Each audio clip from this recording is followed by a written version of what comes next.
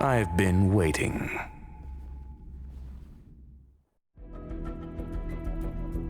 Fallout from this incident remains. Surely you have plenty of pressing matters to attend to. Or is the safety of the space station beneath your concern? Answer. That is exactly why I came. After all, the principal figure in this whole affair is right here. When did you start to doubt me?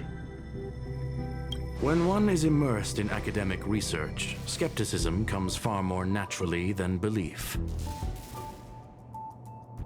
I've had the same bad habit as you since the beginning, Mr. Ratio.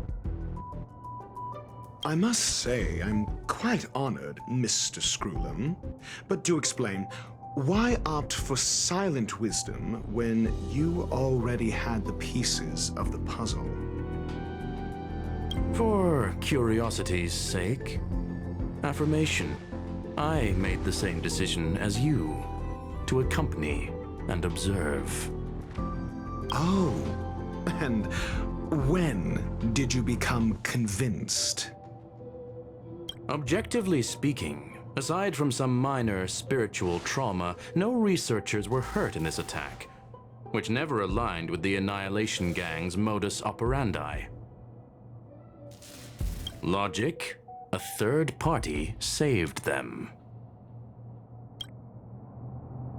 Had I not fortuitously acquired a spark of the phase flame and intervened in Duke Inferno's teleportation, those people would already be space waste, floating past the windows here. You are more candid than I calculated. But still behaving within your calculations, no? One last question, Screwlum. Genius though you are, can you deduce why I did this? I cannot be sure and can only hypothesize. Helping the weak hints at the merciful instinct of a medical doctor, but maintaining a cool, detached observation reveals the strictness of a scholar. And pulling the strings from behind the curtain is akin to laying down the gauntlet to a genius. The ruler of planet Screwlum is indeed well versed in the human mind. It's a pity you're as much in the ivory tower as other geniuses. You still got one thing wrong. To stand aside and observe is the best treatment one can give. There is a disease called foolishness that is harder to cure than any ailment. The path of erudition has neither reason nor logic. While geniuses wander among the stars, the ordinary can't even trace their footsteps. Those less gifted have no choice but to walk alone, enduring a lifetime of tumbles and triumphs. But even a life marked by failure is a life worth living. It is only in moments of solitude and despair, when help is absent, that fools grasp how to pick themselves up. I have a fastidious nature. I cannot stand fools, idiots, or imbeciles.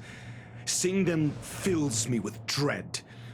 Regrettably, this space station is just like the Intelligentsia Guild, devoid of geniuses and filled with mediocrity. You wish to uproot the researchers' blind worship of geniuses. I am only laying out my questions. As for the answers, they'll find them themselves. Pursuit tinged with negativity is still pursuit, and it is capable of leading us to the right conclusion. For the masses of the mediocre to reach a level of awareness, this is a necessary rite of passage. You are indeed more like a medical doctor than a scholar. As for the spark I leave behind, I believe Asta will deal with it properly. it is also a lesson I left for her.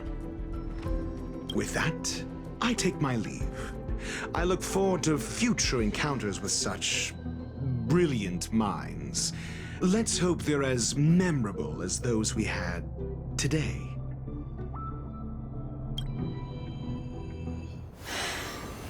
A farce full of trivial concerns. Ultimately, they're just mediocre minds.